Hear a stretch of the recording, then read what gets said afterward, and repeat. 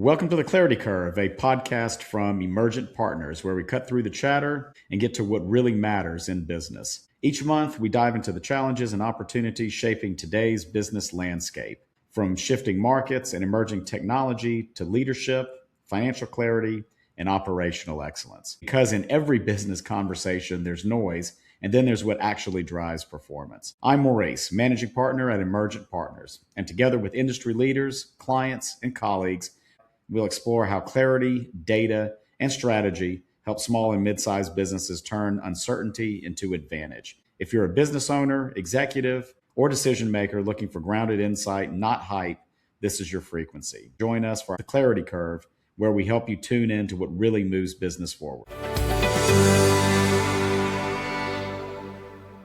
Welcome to the Clarity Curve. Today's topic is operational excellence that scales. And with us, we have one of our partners, Terry Saint. Terry, thank you for joining us today. Certainly always good to have you on, and certainly always enjoy our conversations about all kinds of different things. Terry, you want to tell us a little bit about you and your background, just to share for the audience to start off with? Yeah. Hey, Maurice. So I have well over 30 plus years in the industrial wholesale distribution business, where I held various positions, most of which revolved around the operations, not only from a branch perspective, but also corporate perspectives as well. Matter of fact, over that tenure, and really kind of a topic that draws back to this particular subject matter, is I did get 2 companies ISO 9000 certified. And the third one, we got the procedures and all created and implemented, but due to the cost of that endeavor, they elected to just hold the operations in place and not seek the certificate at that time. And so as part of that, it's very important that you have some very well defined processes and procedures in place that are documented and that are easily achievable, not only from a beginner's perspective, but also somebody that's been there for a while, and utilizing those processes and procedures when they come across situations that are not in the everyday norm business, so to speak. But I've held positions with small to mid-sized companies as well as Fortune 500 companies. So I've had a vast amount of experience, and the majority of which revolves around the operations, marketing, and sales initiatives of the company. Yeah, you've definitely been around the block, Terry. You and me both, seen a lot of different situations, a lot of different things. Yeah, I mean, I had experiences way back when with similar ISO certifications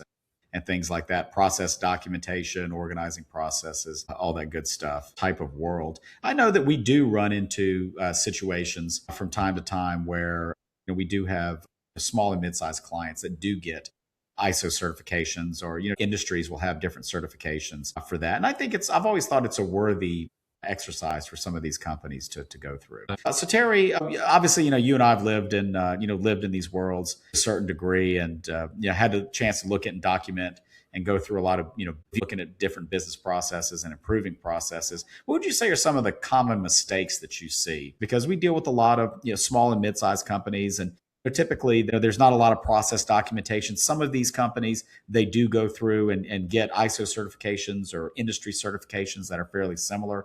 But a lot of them, really don't take the time to go through formal process documentation, which I think can be a good thing. In some cases, it's necessary. In some cases, it's not. But, what are some of the common issues or common misconceptions that you've seen in your experience as it comes to really looking at processes and assessing the effectiveness and the scalability of those processes? So I guess one of the more common things I've seen is that a business owner or a department head or a division head, there's a problem or an issue that arises, and they immediately think that they know what the problem is. And instead of really trying to ascertain that is the cause of the problem, a Band-Aid is put on it, so to speak. And you really don't take the time to go in and do some analysis, do some digging, whether it's data digging or whether it's, tracking, to really make sure that you've gotten to the root cause of what the problem is.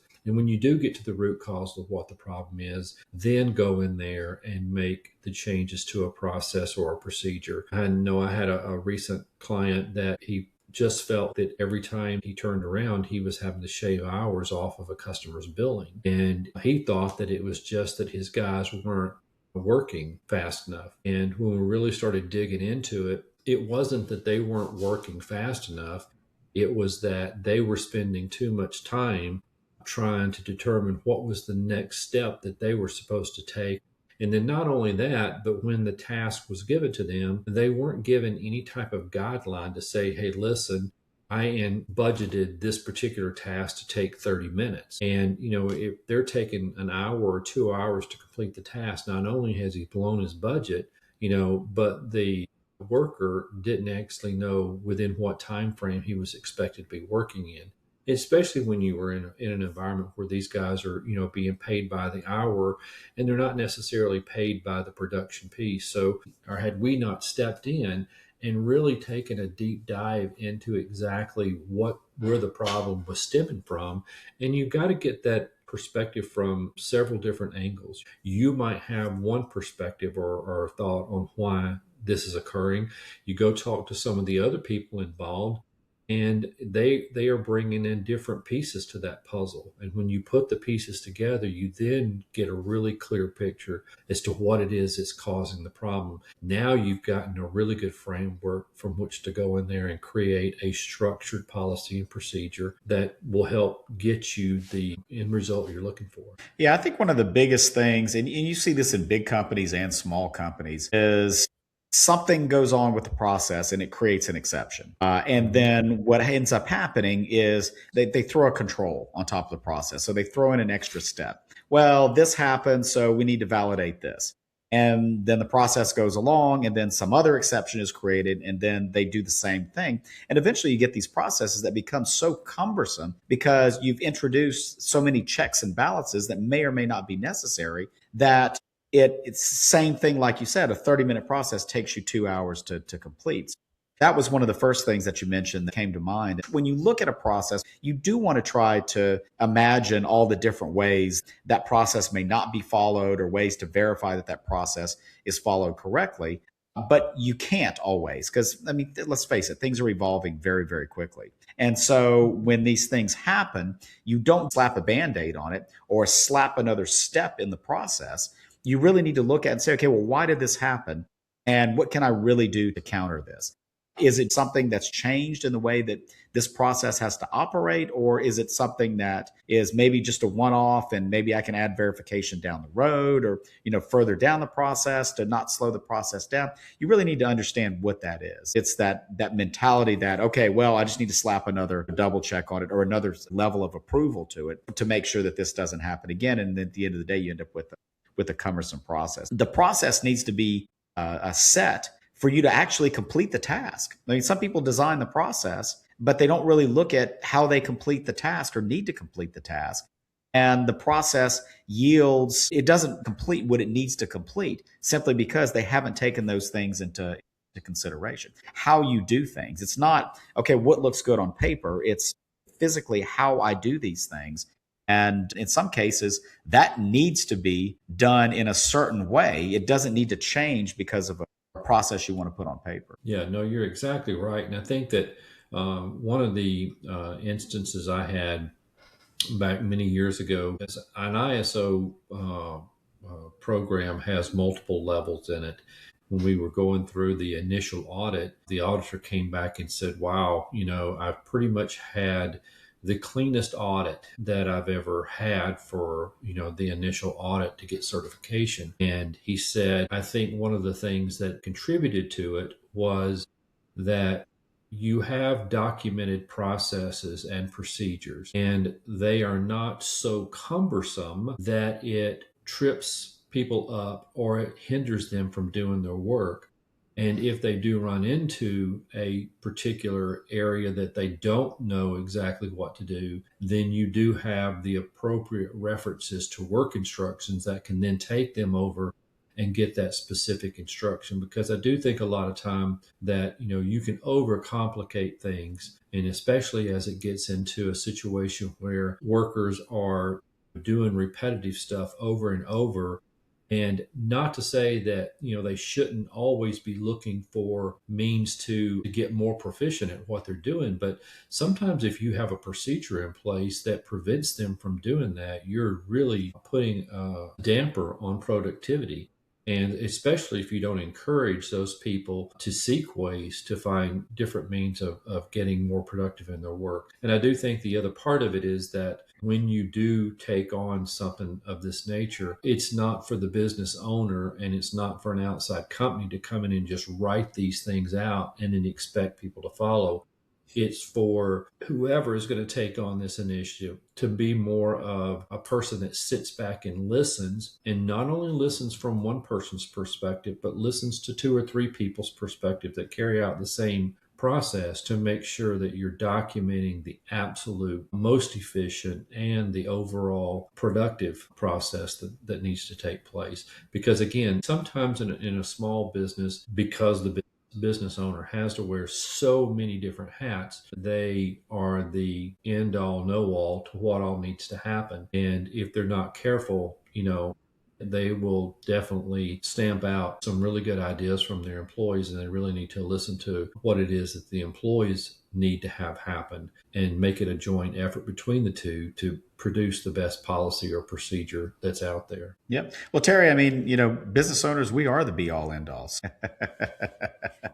We definitely do think that way, and you're right about that. And we have certain ways that we want things done, and it's very, very easy to overcomplicate. And I've been guilty of that in the past. Most of us as a consulting firm, I mean, most of our processes are administrative in nature, and we have very well documented processes. But the people that perform them, they also have to stand back and ask, okay, are you able to understand this? And does this make sense? Is this too complicated? Is there too much detail? Are you spending more time reading the process document than actually learning and completing the process? And so, we have to have some flexibility in some areas, but we also want to give enough information so if they get hung up on something that they can go through and figure it out from a process document as opposed to stopping. But it is a fine line to walk between overcomplication and undercomplication. Yeah, and it's really important that, kind of like with the whole ISO model,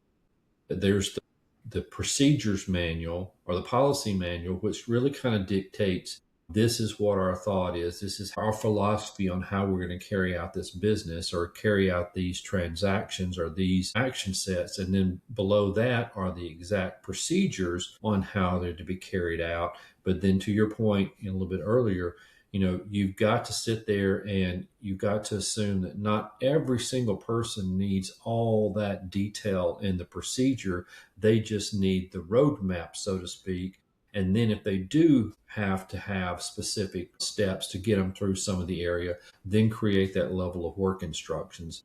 That's where the devil can be in the detail. You do have to make sure that those work instructions are exactly right, especially for a new person. New people should be able to go to a central repository and look for what is the policy regarding XYZ as far as we're concerned. And okay, if this is what it is, then how do I go about doing that? And then if I do need some specific instructions on how to do that, then it references the work instructions. I often used to refer to one of the companies I worked at. It wasn't a significant turnover of employees, but they were inside salespeople. And when it came down to, what were the policies and procedures and actual instructions on how to carry out certain activities, the one that always came to mind was that 0.999% of all the transactions that were carried out day to day by inside salespeople were sales transactions.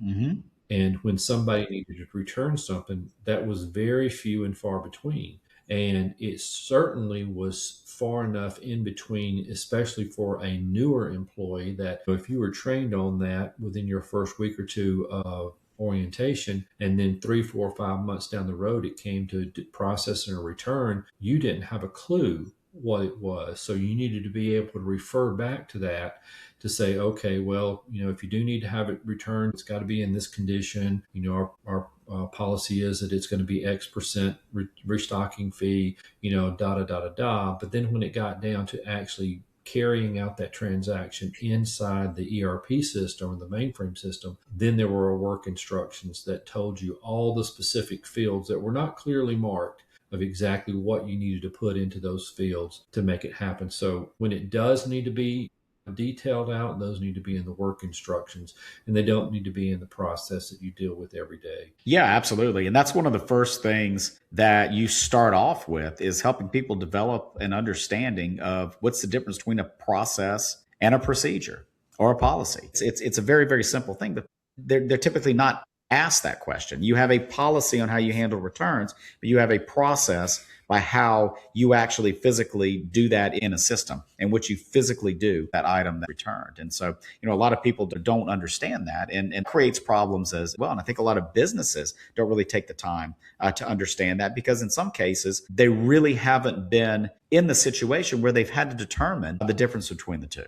And I think that creates a lot of confusion for people. You have to look at it from an organizational standpoint. When you think and talk about operations, you really don't think about sales. But if you don't sit there and create operational procedures for your sales group to go by. In some of the bigger organizations that I worked in, we've actually created sales operations roles, because if they don't key the stuff in, or if they're not processing the stuff right through the sales department, the end result is not going to be right for the warehouse or the distribution team or even the accounting team down the road. So when it comes to operational excellence and when it comes to documenting these processes and procedures and policies, it's not just in the production or the warehousing end of it. It applies throughout. One could even argue that even in the accounting and IT side of it, if you don't implement standards when it comes to making coding changes in the IT department to your ERP system, if you're not consistent on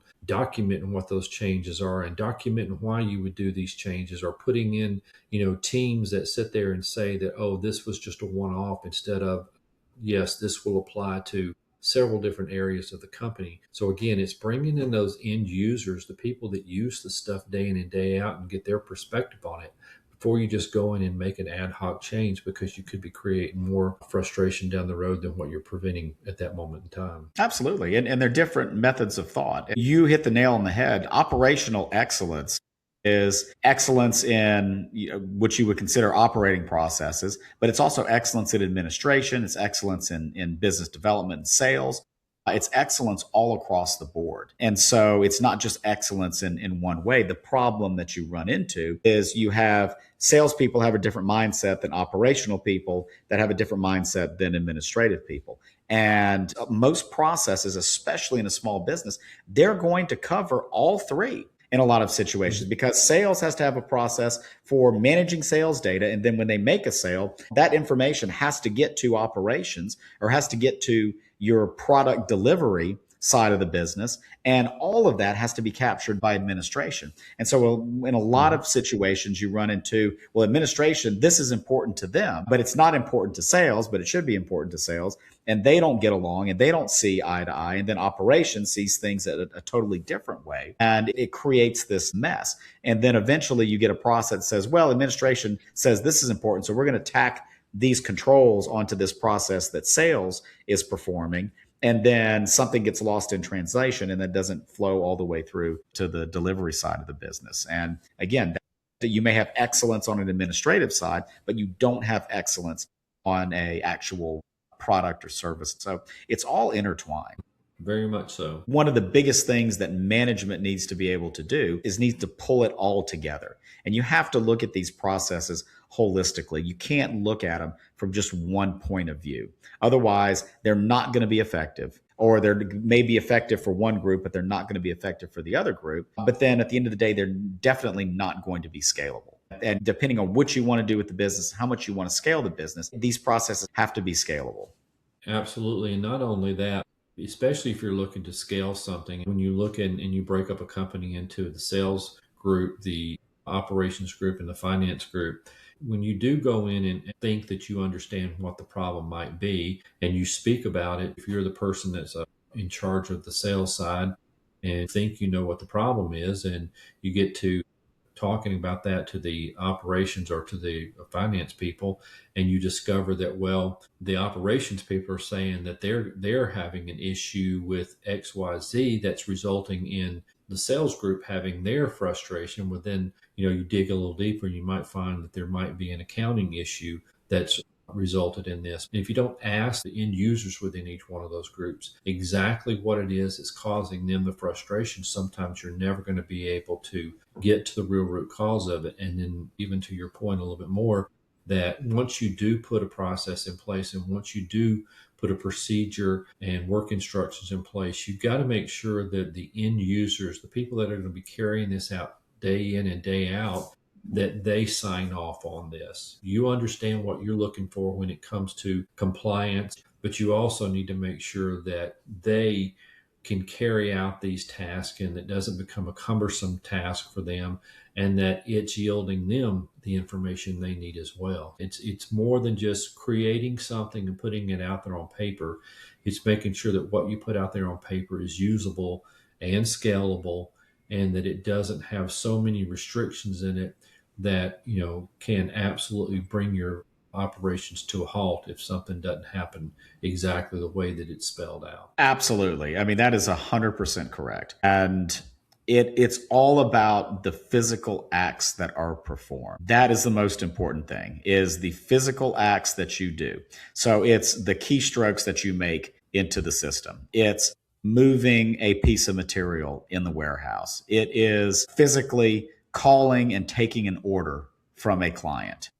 It's those physical actions. Those are the most important parts of the process. Those are the most important things with the process. And if the process that as documented doesn't allow for that to be done effectively, then the process is not going to be effective. And if we don't take into consideration, just like you said, the people that are actually performing this and how they're going to actually be performing their task, it's not going to be effective.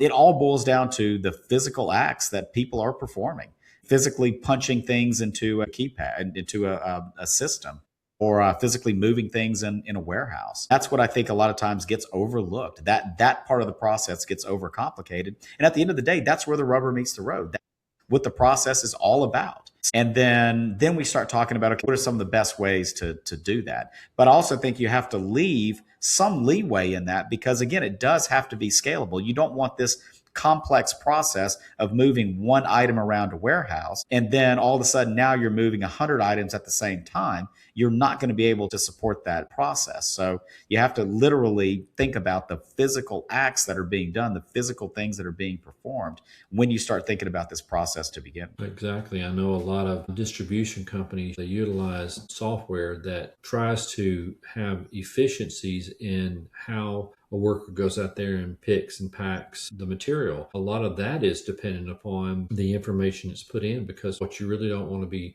doing is the first item on the list that you're going to pick and pull from a bin is a little bitty 1/4-inch fitting. And the next item on your list is something you got to go get a forklift to get down. And then the third item might be going back to those bins and pulling small items. When you do go out there and create what might seem on paper and from a data perspective to be a very logical process, if you go out there and ask the person who's got to do this, does this make sense? And they're like, no, it doesn't make sense. You're saying that I'm taking too long to pull these orders. Well, while you've got it printed in such a manner that I'm going down this one aisle to catch all the items, but within that one aisle, I've got forklift stuff and bin stuff, and it's just very inconvenient. So again, if you don't get the end user involved in all these, then you'll have done a lot of work. I'm not going to say for nothing, because I mean, if you have zero structure at all and you go in there and create some very rigid policies and procedures, and then you go back and refine those to make sure that they are really operating with the efficiency you're looking for. Some process and procedures better than no process and procedures, but if you're really looking to optimize and have operational excellence, you've got to make sure that those things are tested. It's almost like a fire extinguisher. You're supposed to test those things ever so often to make sure that they're working properly. And I think that holds true with any of your policies and procedures and work instructions that you go out there and create. If you don't periodically go through there and test them to make sure that they're still functioning in the manner in which you designed for them to, then you've created a lot of that work for nothing. So it forces you and gives you that opportunity to go in and make some refinements to possibly an area that you might not have given much thought to in the past, but rather the forcing of analyzing this procedure to make sure that it's truly operationally effective today in the manner that we'd like for it to be may force you to make some changes and create some efficiencies for you as well. Yeah, absolutely. And that testing doesn't have to be a complicated process. It can be as simple as going into the warehouse and asking the person that's performing the process, hey, what do you think is slowing you down? It may be as simple as peeping over your admin's shoulder and saying, hey, what could you do faster here? And that's also in the example that you gave about going between picking little things you can pick up with your hands or things with a forklift.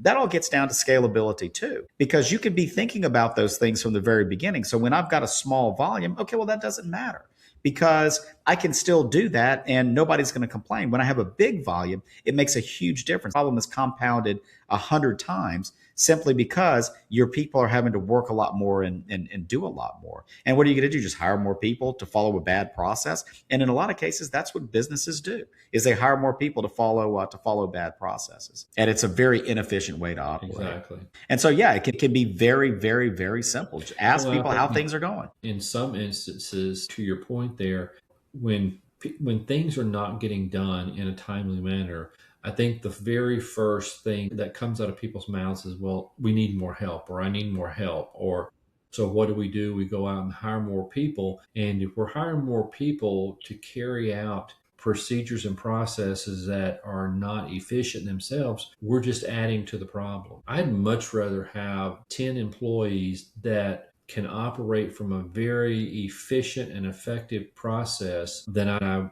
would rather have 15 people just being able to mildly operate. Yes, it might mean that those 10 people are going to work a little harder, but hopefully we can do something so that they're working a little bit smarter as well. And I guarantee you, if we go out there and we create these policies and procedures and work instructions that not only challenges an employee, but also strives to make them become more efficient and challenge them, because that's where you really find your employees that you move up the ladder, are those that will accept the challenge rather than the ones that just come out there and first thing out of their mouth is, we need more help, or why weren't you able to get this done? And if the first thing out of their mouth is, well, we just don't have enough help, well, is that really the problem? Or are we not doing what we're supposed to be doing? Or does the process have you doing something you shouldn't be doing? And so let's step back and analyze that before you just go off and hire somebody else. Now you've got two people operating off of a bad process or procedure. Yeah, absolutely. And in a age of labor shortages that we've been living in for quite some time, even pre-pandemic, that's very, very important. To be able to do more with less, especially when you're having dealing with turnover, you're having difficulty hiring people, and then you have to get them in. You train them. By the time you train them, they leave because they're overworked because they're working a bad process. It hurts retention. It hurts scalability. It hurts current effectiveness when you operate like that. Mm-hmm. So that's the name of the game when it comes to really understanding what your people are doing and how they're doing it, and giving the opportunity to look at it from multiple angles to determine whether or not there are efficiencies that can be introduced. And it's not just all technology. Everybody wants to slap, okay, well, if I implement an inventory management system, then all of a sudden my inventory processes are going to get better and my inventory management is going to be more efficient. It may in some respects, but in other respects it's not, because you're still implementing that on top of bad processes.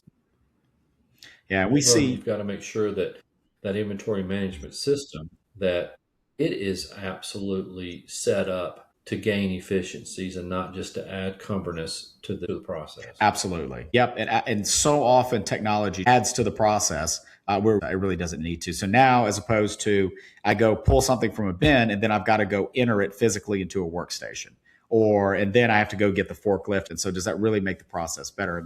Your administrative side may be happy because they're getting more data that they can use for reporting, but your people that are actually performing the process, it's slowed them down tremendously, and they're not able to really deliver what they need to in the time that they need to deliver it. So you may be creating benefits in one place, but you're creating inefficiencies in another place. That's and unfortunately, that's something that we see all too often. So Terry, I mean, I would ask you. I mean, we've talked about a lot of different things, and everything from process documentation to efficiencies to scalability, and offering some insights into scalability of processes. What would you say would your biggest takeaway would be from this conversation to a business owner or business leader that is trying to look at their processes and make improvements?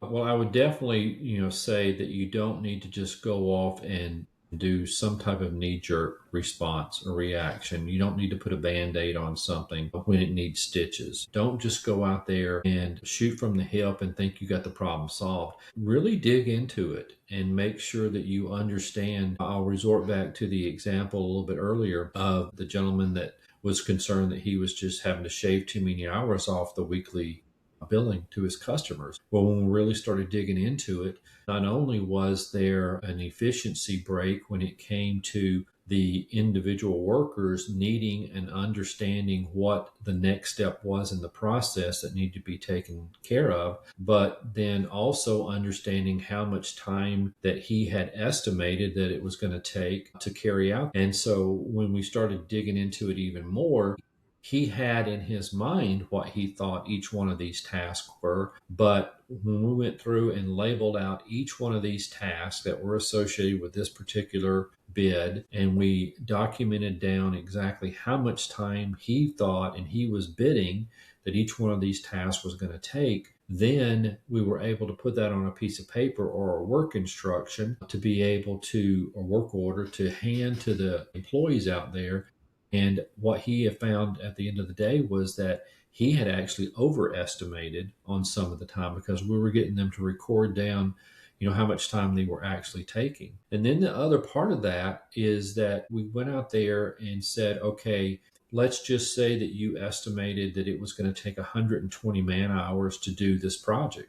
120 man hours at somebody working 40 hours a week means that should be in and out of that bay in 3 weeks. But yet you look back and it's been in that bay for 6 weeks. Well, why has it been in that bay for 6 weeks? Because you just lost 3 weeks worth of productivity. And now when you take and turn those inefficiencies and you try and put numbers associated with them, sometimes you can come back and really get an eye opening as to what it actually is costing your company when you have all these inefficiencies in place. And by just putting some guidelines and some instructions and some expectations, I think that's the other part of it, is that we can go out there and create all this detail, but our workers need to understand that there's expectations associated with each and every person's job. I mean, I don't care what it is you do within the organization, there are expectations. You can be a billing clerk and there should be an expectation as to how many bills you generate each day. Or if you're an accounts payable clerk, there should be expectations on how many invoices you're processing through the system on a day in and day out.